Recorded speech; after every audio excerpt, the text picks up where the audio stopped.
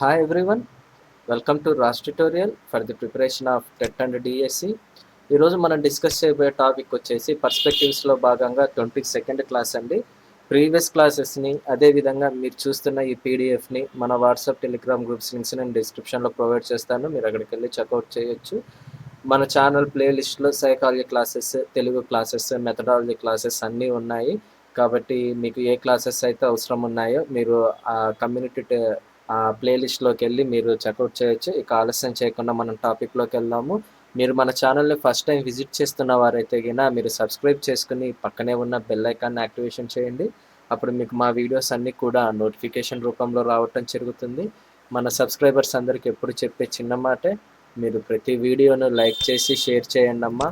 అప్పుడే మన ఛానల్కి రీచ్ అనేది పెరిగి యూట్యూబ్ కూడా మీకు రికమెండ్ చేయటం అనేది ఇంప్రూవ్మెంట్లు చూపిస్తుంది.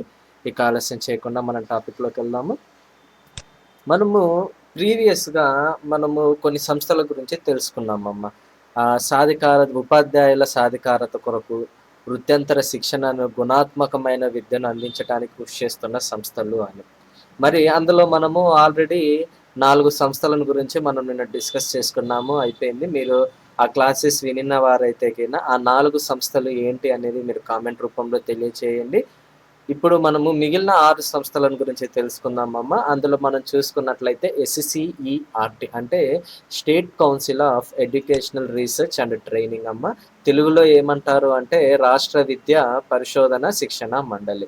మరి ఈ యొక్క సంస్థ దేనికి పాటుపడుతుంది అని మనం గమనించినట్లంటే, అంటే ఈ యొక్క సంస్థ యొక్క ముఖ్యమైన విధి ఏంటి అంటే, పాఠశాల విద్యకు సంబంధించిన అన్ని విధాలమైన కార్యక్రమాలను రూపకల్పన చేయుటకు ఈ యొక్క SCERT సంస్థ అనేది స్థాపించబడిందమ్మా.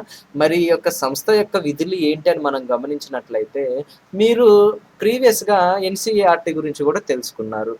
NCERTలో మనం కొన్ని విషయాలు గమనించాము. ఏం గమనించాము అంటే, కేంద్ర స్థాయిలో విషయ ప్రణాళికల నిర్మాణం కావచ్చు, ఆ టెక్స్ట్ బుక్స్ను తయారు చేయటం కావచ్చు, ఇవన్నీ కూడా NCERT వారే తెలియజేస్తారు అని. మరి SCERT వారు అంటే స్టేట్కి సంబంధించి, అంటే రాష్ట్ర స్థాయిలో. ఇక్కడ మనం గమనించినట్లయితే ఈ యొక్క SCERT యొక్క ముఖ్యమైన విధులు ఏంటి అంటే, విషయ ప్రణాళికలను కూర్చడం, అంటే పాఠ్యాంశాలు ఏంటి అనేవి వాళ్ళు కూర్చటము, అదేవిధంగా పాఠ్య పుస్తకాలను వ్రాయుట, అంటే పాఠ్య పుస్తకాలను వీరు తయారు చేయటము, నెక్స్ట్ ఉపాధ్యాయులకు స్వల్పకాలిక శిక్షణ కార్యక్రమాలను నిర్వహించుట, ఇవన్నీ కూడా SCERT సంస్థ వారు నిర్వహించే ముఖ్యమైన విధులమ్మ.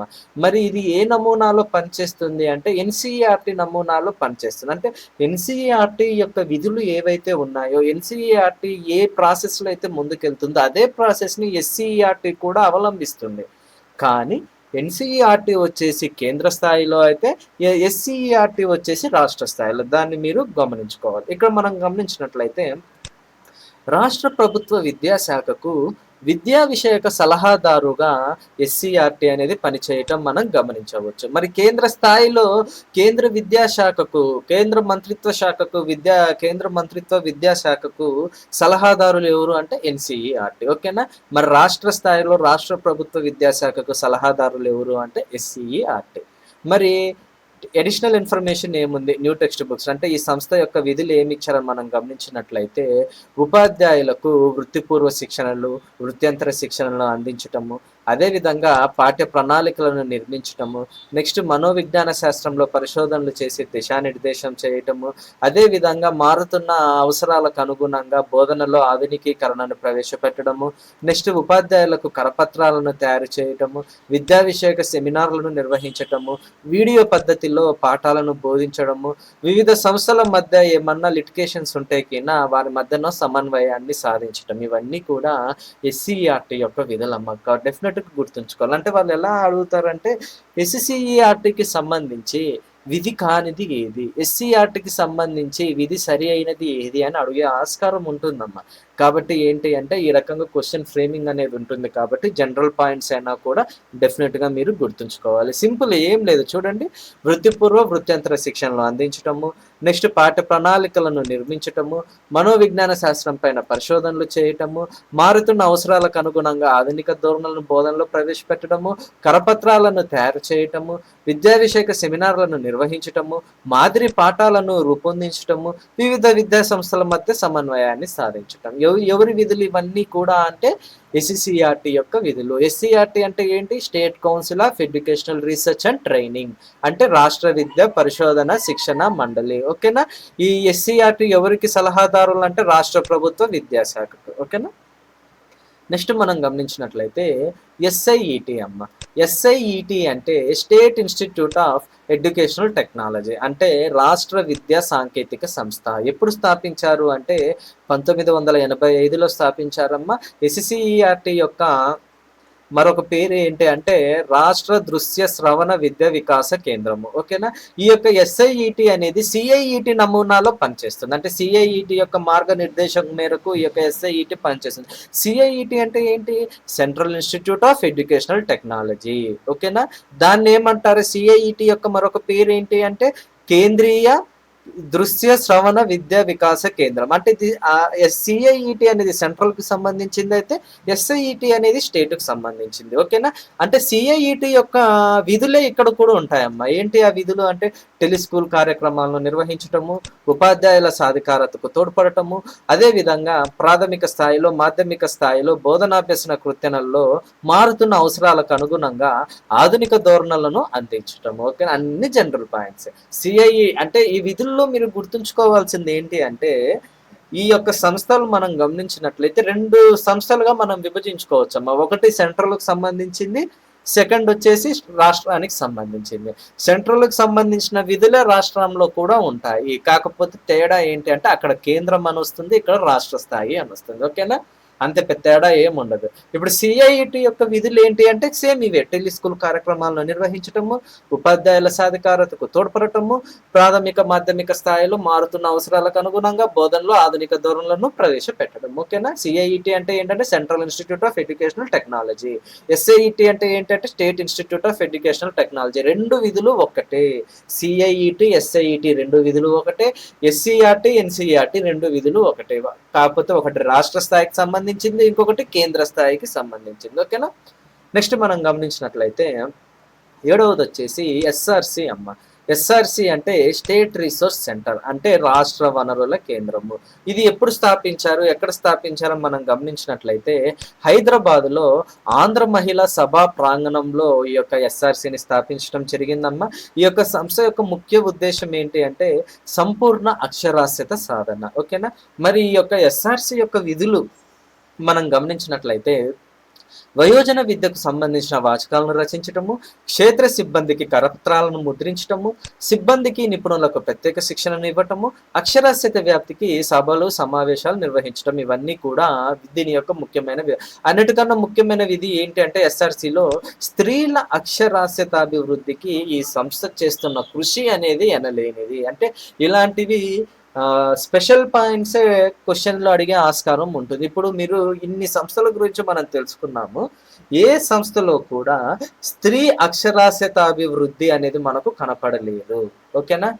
స్త్రీ అక్షరాస్యత అభివృద్ధికి కృషి చేస్తున్న సంస్థ ఏది అని డైరెక్ట్ బిట్ అడిగే ఆస్కారం ఉంటుందమ్మా. ఎస్ఆర్సి అంటే రాష్ట్ర వనరుల కేంద్రం. ఓకేనా? నెక్స్ట్ మనం గమనించినట్లయితే ఆర్ఐఈ అంటే రీజనల్ ఇన్స్టిట్యూట్ ఆఫ్ ఎడ్యుకేషన్, అంటే ప్రాంతీయ విద్యా సంస్థ, అంటే సదరు ప్రాంతీయంగా ఉండే విద్యా సంస్థలు. ఓకేనా?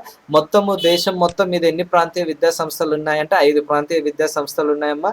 దేనికి కేంద్రంగా పనిచేస్తుందంటే మైసూర్ కేంద్రంగా పనిచేస్తుంది. ఎవరు స్థాపించారు అంటే ఎన్సీఆర్టీ ఏర్పాటు చేయడం అనేది జరిగింది. బిఈడి కోర్సులను ఎంఈడి కోర్సులను ఈ యొక్క ఆర్ఐఈ వారు నిర్వహిస్తారు. ఉపాధ్యాయులకు వృత్యంతర పునశ్చరణ తరగతులను కూడా నిర్వహిస్తారు. ఓకేనా? ఇవన్నీ కూడా వీరి యొక్క విధులు. నెక్స్ట్ ఇంకా మనం గమనించినట్లయితే బోధనాభ్యసన ప్రక్రియలో నాణ్యతను అంటే క్వాలిటీని అందించడానికి, గుణాత్మకతను అందించడానికి ఉపాధ్యాయులకు మార్గనిర్దేశనం చేస్తుంది. ఎవరు అంటే ఆర్ఐఈ. ఆర్ఐఈ అంటే ఎవరు అంటే రీజనల్ ఇన్స్టిట్యూట్ ఆఫ్ ఎడ్యుకేషన్. ఎవరు స్థాపించారంటే ఎన్సీఆర్టీ వారు స్థాపించారు. ఈ ఆర్ఐఈ దేని కేంద్రంగా పనిచేస్తుంది అంటే మైసూర్ కేంద్రంగా పనిచేస్తుంది. దేశంలో ఎన్ని ఆర్ఐఈ కేంద్రాలు ఉన్నాయంటే 5 ప్రాంతీయ విద్యా సంస్థల్లో ఉండటం అనేది జరిగింది. బిఈడి ఎంఈడి కోర్సులను ఎవరు నిర్వహిస్తారు అంటే ఆర్ఐఈ వారు. ఓకేనా? నెక్స్ట్ ఇంకా మనం గమనించినట్లయితే డైట్ అమ్మ. డైట్ అంటే district institute of education and training, జిల్లా విద్య శిక్షణ సంస్థ. ఇవి కూడా ఇది ఈ డైట్ దేనికి కృషి చేస్తుంది అంటే జిల్లా స్థాయిలో ఎలిమెంటరీ విద్యాభివృద్ధికి కృషి చేస్తుంది. అంటే ఎలిమెంటరీ ఎడ్యుకేషన్ అనమాట. ఓకేనా?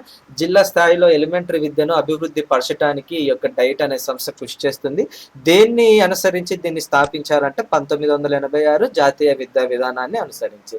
మరి డైట్ యొక్క విధులు ఏంటని మనం గమనించినట్లయితే ప్రాథమిక స్థాయిలో పనిచేసే ఉపాధ్యాయులకు వృత్తిపూర్వ వృత్యంతర శిక్షణలు ఇవ్వటము, కార్యగోష్ఠులు, సెమినార్లు, సింపోజియంలు నిర్వహించటము, ఉపాధ్యాయుల సాధికారతకు పెంపొందించడం. ముఖ్యమైనది గుర్తుంచుకున్నమ్మా, ప్రాథమిక స్థాయి ఉపాధ్యాయులకు.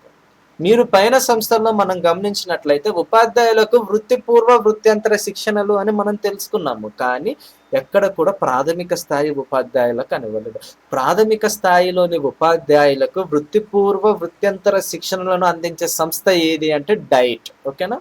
అడిషనల్ ఇన్ఫర్మేషన్ ఏమి ఇచ్చారు న్యూ టెక్స్ట్ బుక్లో అంటే 1989 నుంచి 1990 విద్యా సంవత్సరంలో దీన్ని మన రాష్ట్రంలో ప్రారంభించి అమల్లోకి తీసుకొచ్చారమ్మా.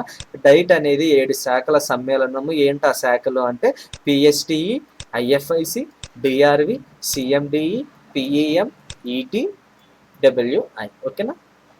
నెక్స్ట్ 10th వచ్చేసి ఎంఆర్సి అమ్మ. ఎంఆర్సి అంటే ఏంటి అంటే మండల్ రిసోర్స్ సెంటర్, అంటే మండల వనరుల కేంద్రం. ఇది ఏంటి అంటే మండల స్థాయిలో పనిచేస్తుంది. మండల విద్యాధికారి పర్యవేక్షణలో పనిచేస్తుంది. మండల విద్యాధికారి ఎవరు అంటే ఎంఈఓనే మండల విద్యాధికారి అని పిలవటం జరుగుతుంది. ఎంఆర్సి అంటే మండల్ రిసోర్స్ సెంటర్. అంటే గవర్నమెంట్ సంస్థల్లో పనిచేస్తున్న ఉపాధ్యాయులందరికీ కూడా ఎంఆర్సి అనేది సుపరిచితమైన సంస్థ.